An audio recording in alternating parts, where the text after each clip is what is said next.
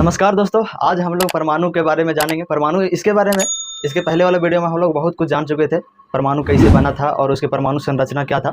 तो सबसे लास्ट में जो सबसे सक्सेसफुल परमाणु मॉडल था वो नील्स बोर का परमाणु मॉडल था। उसमें क्या था कि एक परमाणु है जिसका नाभिक होता है, उसमें प्रोटॉन प्लस न्यूट्रॉन रहते हैं। प्रोटॉन पर धनात्मक आयन रहते हैं, मतलब पॉजिटिव आयन, एंड न्यूट्रॉन पर कोई आयन नहीं होता है। उसके जो बीच में होता है उसको नाभिक कहते हैं। इसके चारों ओर जो होता है वो इलेक्ट्रॉन चक्कर लगाते रहते हैं, और इलेक्ट्रॉन एक फिक्स एनर्जी लेवल में चक्कर लगाते रहते हैं। जैसे ये जो है ये एक फिक्स एनर्जी का लेवल है, इसमें इलेक्ट्रॉन चक्कर लगाते रहते हैं, जिसके नहीं तो एनर्जी का लॉस होता है और नहीं एनर्जी का निर्माण होता है, जिसके कारण ये इलेक्ट्रॉन एक फिक्स लेवल में घूरते रहते हैं हमेशा।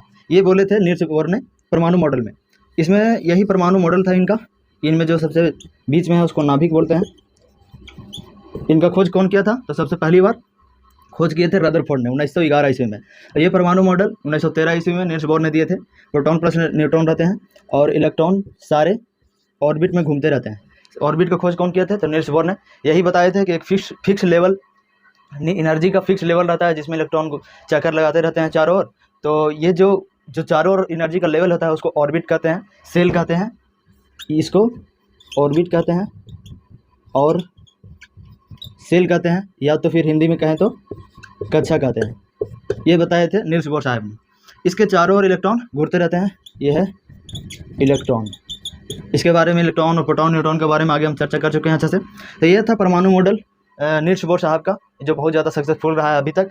इनमें से अब आगे होता है कि जिस परमाणु में ये एक परमाणु है, ये इतना छोटा है कि इसका परिधि जो है ना, मतलब इसका डायमीटर है वो 10 के पावर -10 मीटर है। मतलब समझ में आ रहा है ना आपको? 10 को 10 के पावर 10 से भागा देंगे, जितना डायामीटर आएगा ना वो एक परमाणु का डायामीटर होता है। तो नाभिक के परमाणु का डायामीटर इतना ही होता है, 10 के पावर -10 मीटर। बहुत ज़्यादा एग्जाम में पूछता भी है। ये इतना छोटा होता है कि हम देख भी नहीं सकते। परमाणु बहुत ज़्यादा छोटा होता है, नग्न आंखों से देख नहीं सकते, उसको सूक्ष्मदर्शी से देखा जाता है, दूरबीन से देखा जाता है। तो ये था नील्स बोर का परमाणु मॉडल। और इसके बारे में एक और सबसे मुख्य पॉइंट बताए थे, जो सबसे ज़्यादा इंपॉर्टेंट है, कि जो इलेक्ट्रॉन है वो घूरते रहते हैं एक फिक्स 2n² से इलेक्ट्रॉन सारे घूरते 2n² से सारे इलेक्ट्रॉन घूरते रहते हैं। जो n है यहाँ पे कक्षों की संख्या है, मतलब n जो है कक्षा की संख्या है। कक्षा की संख्या मतलब क्या कि ऑर्बिट की संख्या। ये मतलब कि के इन्होंने नाम रखा था ऑर्बिट को, के एल एम, आगे वाला ऑर्बिट एम, उसके बाद एन, उसके बाद आगे तक जाते रहेगा। तो उनमें जो एन है ना वो कक्षा की संख्या है। मान लिया जाए के कक्षा के हम नाम लिए, तो के कक्षा में कितने कैवा नंबर पर है? तो पहला नंबर पर है। तो इसमें कितना इलेक्ट्रॉन होगा? तो उन्होंने बताया था कि के जो पहला नंबर पर है उसको 2n² में रखेंगे ना तो इलेक्ट्रॉनों की संख्या निकल जाएगा। जैसे 2n² रखते हैं, n बराबर यहाँ पे तो 1 है, n बराबर 1 है, तो 2 × n 1 रखेंगे, इसका स्क्वायर करेंगे तो आएगा कितना? 2। मतलब कि जो के ऑर्बिट होगा उसमें इलेक्ट्रॉनों की संख्या 2 होंगे। अब आगे वाला में देखेंगे, ये तो के वाला में हुआ। उसी प्रकार से एल वाला में भी 2n² लगाएंगे। एल वाला मतलब कि एल की कक्षा की संख्या के वहाँ दूसरा है, पहला ये है, दूसरा है, तो एल वाला दूसरा है, तो 2n² में रखेंगे तो आ जाएगा 8। तो जो दूसरा कक्षा होगा, दूसरा सेल होगा, जो दूसरा ऑर्बिट होगा, उसमें इलेक्ट्रॉनों की संख्या 8 होगा। इससे कम हो सकता है लेकिन उससे ज़्यादा नहीं हो सकता। तो ठीक इसी प्रकार से सारे परमाणु सारे तत्व के परमाणु इसी तरह से होते हैं। लेकिन सारे जो तत्व होते हैं वो परमाणु और अणु से मिलकर के बनते हैं। तो इनमें जो सभी का जो इंटरनल प्रॉपर्टी होता है तत्व का, वो सबका अलग अलग होता है। तो क्यों अलग अलग होता है? क्योंकि मान लिया जाए हाइड्रोजन है, हाइड्रोजन में होता है ना कि एक प्रोटॉन और एक इलेक्ट्रॉन से मिलकर के बनता है। क्या है? एक प्रोटॉन रहता है और एक इसके चारों ओर घूमने वाला इलेक्ट्रॉन रहता है। तो इसमें प्रोटॉनों की संख्या कितना है? 1। इसी प्रकार से हीलियम जो है उसमें 2 प्रोटॉन और 2 न्यूट्रॉन रहते हैं, और 2 इलेक्ट्रॉन भी रहते हैं। ये तीनों क्या रहते हैं? सब अलग अलग रहते हैं। हाइड्रोजन में अलग प्रोटॉन होता है, एक होता है। हीलियम में 2 प्रोटॉन होता है, उसके आगे लिथियम आएगा, उसके आगे कार्बन आएगा। जो भी आएगा सब में अलग अलग प्रोटॉनों की संख्या होता है, जिसके कारण उसका इंटरनल प्रॉपर्टी जो होता है वो चेंज हो जाता है। तो आगे हम देखेंगे हाइड्रोजन, हीलियम, लिथियम सब का एक इलेक्ट्रॉनिक विन्यास कैसे निकलेगा।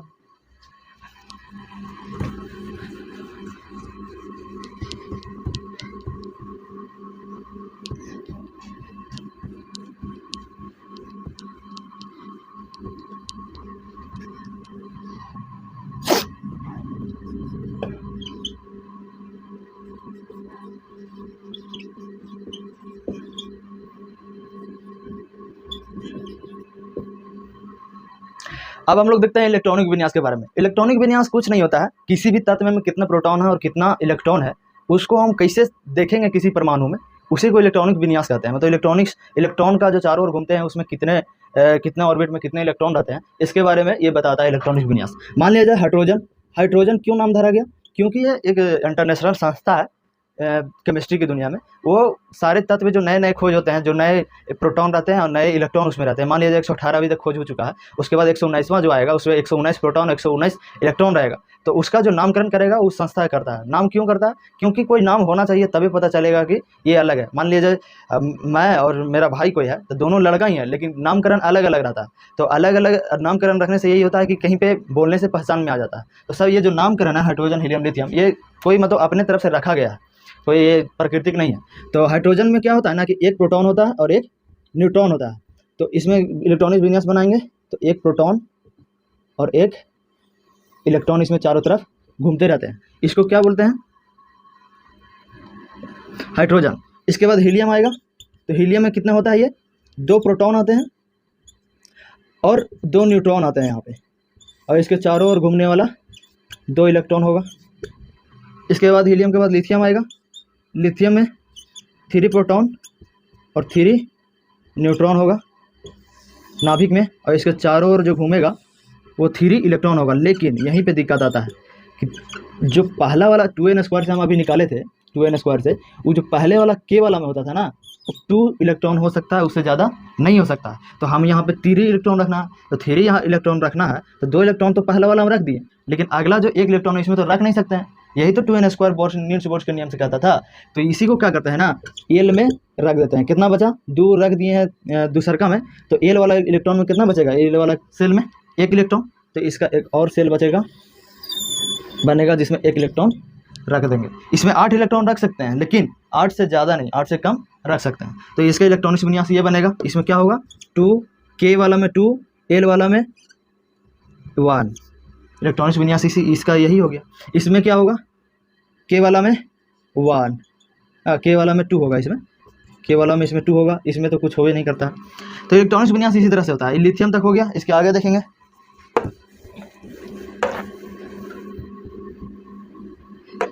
लिथियम के बाद कार्बन। कार्बन के कितना होता है? 4 प्रोटॉन होता है और 4 न्यूट्रॉन होता है। इसका पहला कक्षा में कितना होता है?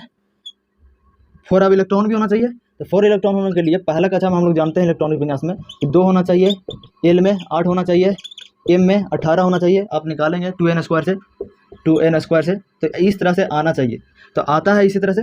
तो 2 k वाला में कितना रख सकते हैं? k वाला ये ऑर्बिट है, तो k वाला में हम 2 इलेक्ट्रॉन रख सकते हैं, ठीक है। बाकी तो 2 और रखना है। कार्बन में 4 इलेक्ट्रॉन रहते हैं, तो 2 और रखने के लिए एक और ऑर्बिट बनाना पड़ेगा जिसमें 8 इलेक्ट्रॉन रख सकते हैं। लेकिन यहाँ बचा हुआ कितना है? 2, तो 2 रख सकते हैं, कोई दिक्कत नहीं। लेकिन 8 से ज़्यादा नहीं, 8 से ज़्यादा होगा तो फिर m वाला हम बढ़ा देंगे। इसी प्रकार से ऑक्सीजन को देखते हैं। ऑक्सीजन में 8 होता है इसका परमाणु संख्या। तो 8 प्रोटॉन प्लस 8 न्यूट्रॉन पहला वाला ऑर्बिट में, इसमें 2 रख सकते हैं। पहला वाला में 2 इलेक्ट्रॉन रख दिए। बचा कितना? 8 होता है, तो इलेक्ट्रॉनिक विन्यास 2 को पहला वाला में बचा कितना?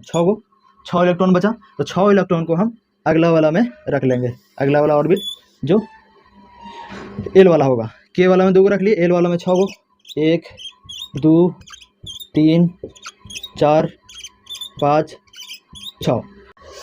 अब हम लोग देखते हैं सोडियम को। तो सोडियम में इसका परमाणु संख्या कितना होता है? 11। तो इसमें इलेक्ट्रॉनों की संख्या भी 11 होते हैं और प्रोटॉनों की संख्या भी 11 होते हैं। इसको निकालेंगे कैसे?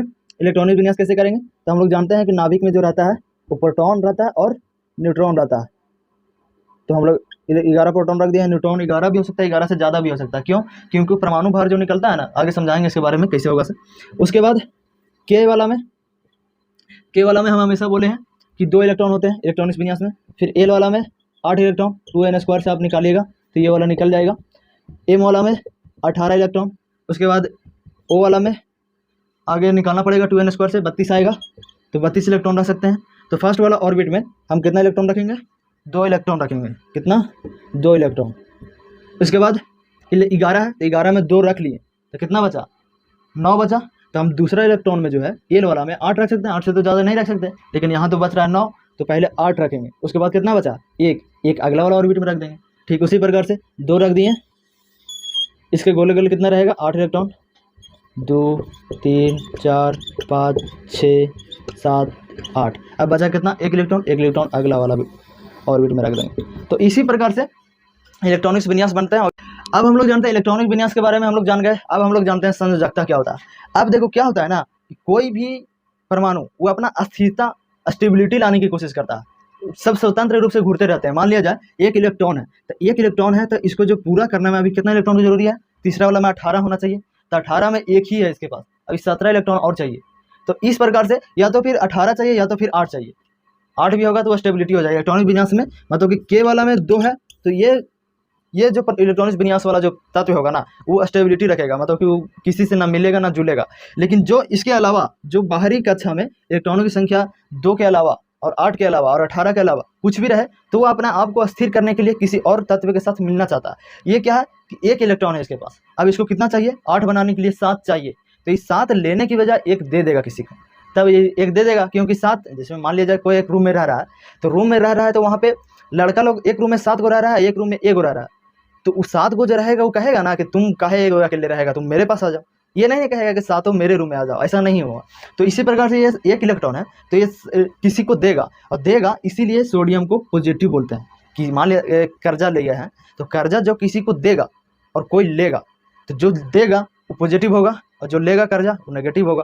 तो सोडियम जो होता है वो पॉजिटिव आयन होता है, और जो कोई भी मान लीजिए क्लोरीन है, क्लोरीन की कितना होता है परमाणु संख्या 17, इसको इलेक्ट्रॉनिक्स विन्यास में तोड़ेंगे 2 8 कितना हुआ 8 2 10 बच गया 7 इलेक्ट्रॉन इसको बाहरी कक्षा में।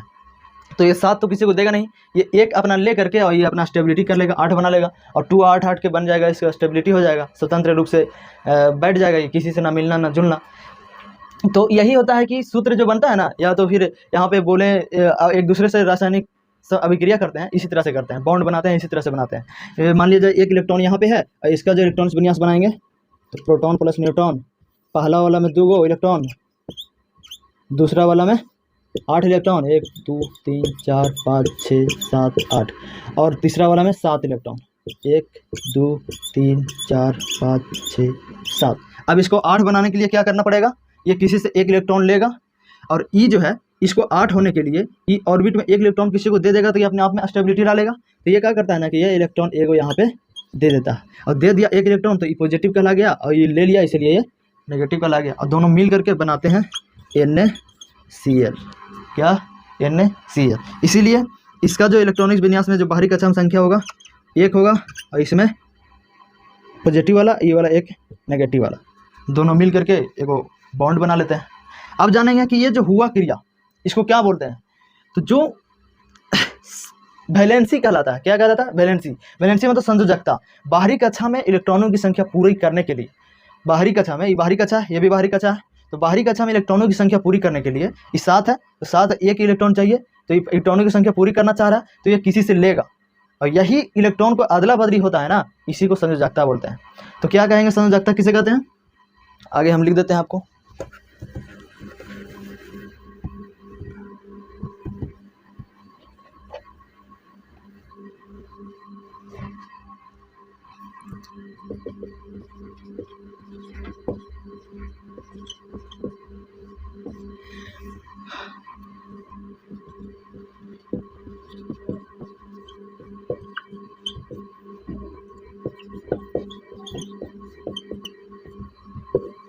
अब हम लोग देखेंगे संयोजकता और संयोजी इलेक्ट्रॉन के बारे में। तो अभी हम बताएं आपको कि कोई भी मान लीजिए NaCl है, अभी तरह से हम आगे में बताएं, इसमें क्या होता है पॉजिटिव आयन, इसमें नेगेटिव आयन क्यों होता है बताएं।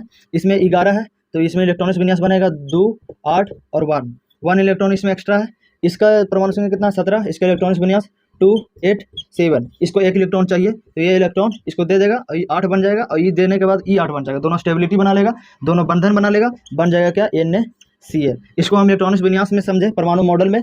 तो जो सोडियम के बनेगा, पहला वाला में कितना, पहला वाला में 2 इलेक्ट्रॉन, और दूसरा वाला में 8 इलेक्ट्रॉन, और तीसरा वाला में 1 इलेक्ट्रॉन। अब रहेगा Cl वाला में 2 8 7 है, प्रोटॉन प्लस न्यूट्रॉन नाभिक में, इसमें 2 इलेक्ट्रॉन, आपको अच्छे से बताते हैं, 1 इलेक्ट्रॉन 2 इलेक्ट्रॉन, इसमें 1 2 3 4 5 6 7 8 और इसमें एक इलेक्ट्रॉन एक्स्ट्रा है।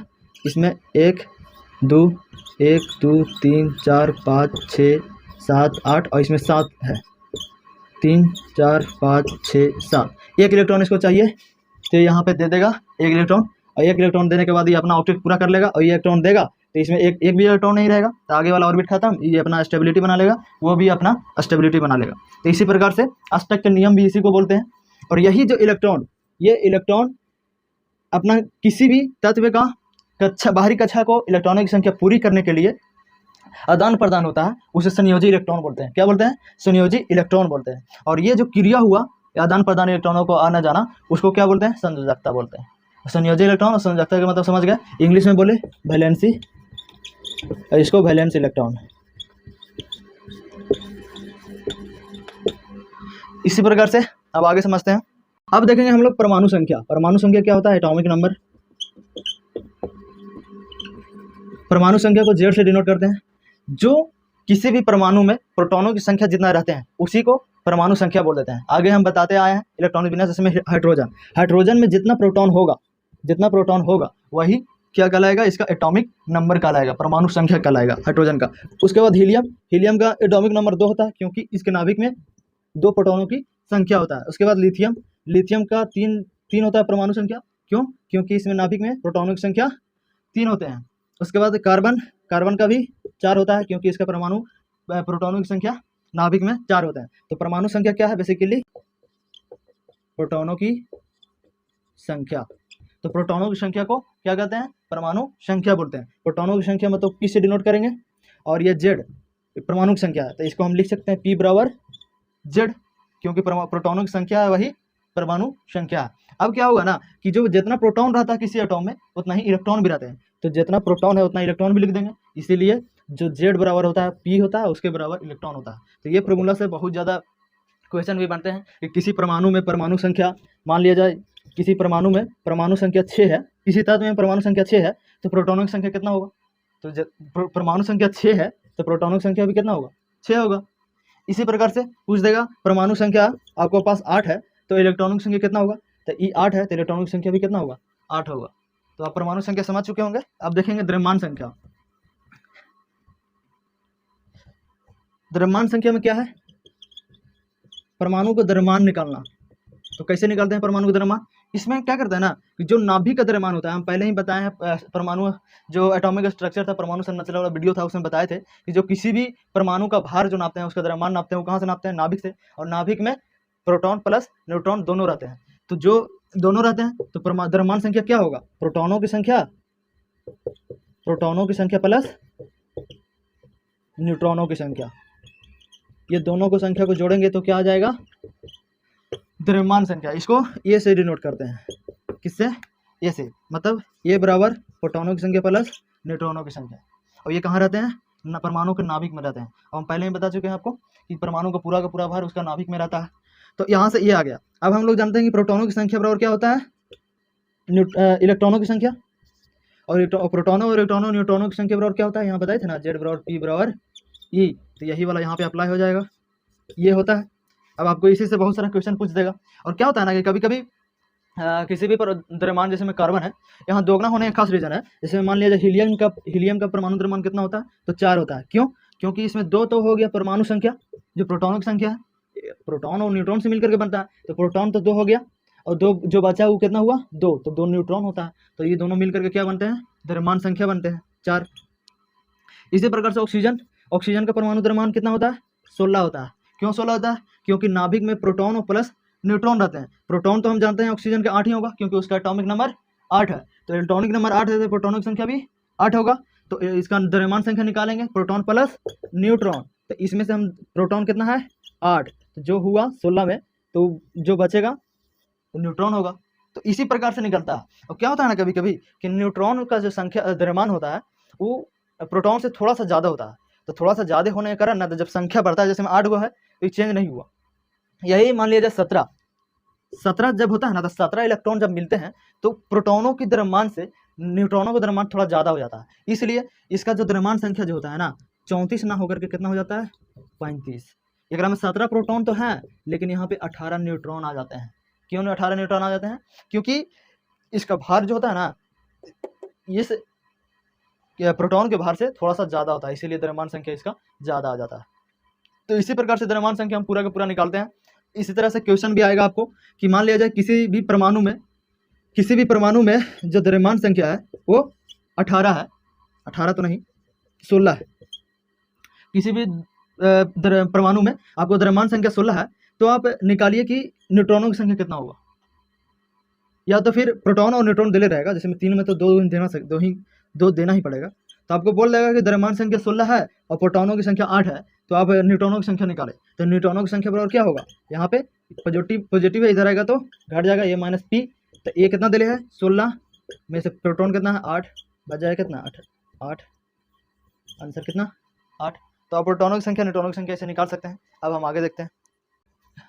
अभी हम जो भी बताया, अभी किसी भी तत्व के परमाणु संख्या द्रव्यमान संख्या वो इस तरह से रहते हैं। मान लिया जाए X नाम का कोई तत्व है, तो जो नीचे वाला रहेगा ना, नीचे वाला वो रहेगा आपका परमाणु संख्या Z, और जो ऊपर वाला रहेगा वो आपका द्रव्यमान संख्या। नीचे वाला परमाणु संख्या आपको बहुत जगह किताब में लिखा हुआ मिलेगा ऐसा, और ऊपर वाला जो रहेगा वो द्रव्यमान संख्या,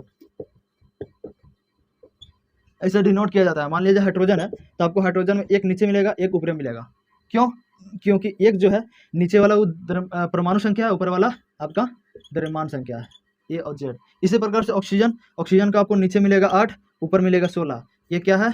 जेड परमाणु संख्या, 16 द्रव्यमान संख्या। इसी प्रकार से हर जो आप टेबल देखेंगे तत्व का 118 तत्व का, तो इसी तरह से आपको मिलेंगे।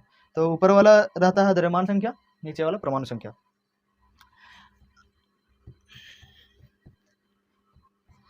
अब हम लोग देखेंगे समस्थानिक क्या होता है,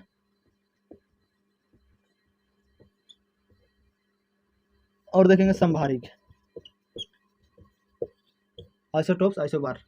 अब देखेंगे समस्थानिक और समभारिक। समस्थानिक में क्या होता है ना, ये बोलने से ही पता चल रहा है, सम स्थान मतलब कि बराबर, इसमें कुछ नहीं होता है। किसी भी तत्व में परमाणु संख्या समान हो लेकिन द्रव्यमान संख्या अलग अलग हो, तब वो क्या कहलाता है? समान तत्व में। किसी भी सामान्य तत्व में, मान लिया जाए जैसे कार्बन का परमाणु संख्या तो सेम रहेगा, समान तत्व में समान परमाणु द्रव्यमान के रहते हैं, लेकिन इसका जो द्रव्यमान संख्या रहता है ना, वो कहीं कहीं 15 हो जाता है, कहीं कहीं 14 हो जाता है। तो इसको क्या बोलेंगे? समस्थानिक बोलेंगे। कैसे? कि किसी भी समान तत्व मतलब कार्बन ये भी है, कार्बन ये भी है, किसी भी समान तत्व में परमाणु संख्या समान रहते हैं, परमाणु संख्या नीचे वाला समान रहते हैं, लेकिन ऊपर वाला द्रव्यमान संख्या डिफरेंट रहते हैं, अलग अलग रहते हैं, तो उसको क्या बोलेंगे? समस्थानिक। अब बोलेंगे समभारिक से इसका नाम से ही पता चल रहा है, भार इसका, द्रव्यमान इसका समान होगा। तो इसमें समान कैसे होता है? तो ये अलग अलग तत्व रहते हैं, जैसे में आर्गन और कैल्शियम, अलग अलग तत्व के परमाणु संख्या 18, 20, लेकिन द्रव्यमान संख्या सेम रहता है। आपको समझाने की कोशिश कर रहे हैं क्या? अलग अलग तत्व, आर्गन एक अलग तत्व है, कैल्शियम एक अलग तत्व है, तो अलग अलग तत्व के परमाणु द्रव्यमान जो रहता है, परमाणु द्रव्यमान ऊपर वाला, परमाणु द्रव्यमान सेम रहेंगे, लेकिन जो परमाणु संख्या रहते हैं वो डिफरेंट रहते हैं। आपको समझ में आ गया? इसी को बोलते हैं क्या? समभारिक। अब आप इतना जानने के बाद बहुत सारे रासायनिक समीकरण बनाने के लिए सीख सकते हैं, रासायनिक सूत्र बनाने के लिए सीख सकते हैं। जैसे में NaCl कैसे बनता है? तो NaCl के इलेक्ट्रॉनिक विन्यास तोड़िए, इलेक्ट्रॉनिक विन्यास तोड़िएगा तो आपको 2, 8, 1 के रूप में टूटेगा, और Cl का तोड़िएगा तो 2, 8, 7 के रूप में टूटेगा। और ये इसमें क्या हुआ? एक पॉजिटिव है, ये एक नेगेटिव है। क्यों? क्योंकि ये एक इलेक्ट्रॉन लेना चाहेगा। तो अब ये दोनों मिल करके सोडियम एक अलग जो दोनों अलग अलग रहेंगे, तो ये इसके साथ मिलेगा और ये इसके साथ मिलेगा, मिल करके बना लेगा NaCl। इसी प्रकार से HCl कैसे बनेगा? ये दोनों अलग अलग है। तो हाइड्रोजन में हम लोग जानते हैं कि एक प्रोटॉन होता है, एक इलेक्ट्रॉन होता है, तो ये भी चाहेगा कि हम किसी के साथ मिल जाए। ये चाहे तो दे देगा, चाहे तो ले लेगा। दे देगा तब भी स्थिर हो जाएगा, और ले लेगा तब भी 2 इलेक्ट्रॉन बना करके ये अपना स्थिर हो जाएगा। तो हाइड्रोजन 1 इलेक्ट्रॉन देगा, मतलब कि पॉजिटिव 1 है इसका। क्लोरीन 1 इलेक्ट्रॉन क्या करेगा? 2, 8, 7 है, तो 1 इलेक्ट्रॉन लेगा, -1 है इसका, तो 1 इलेक्ट्रॉन लेगा ही। तो दोनों मिल करके क्या बनाते हैं? HCl बनाते हैं। इसी प्रकार से बहुत सारे हैं, जैसे मैं मान लिया जाए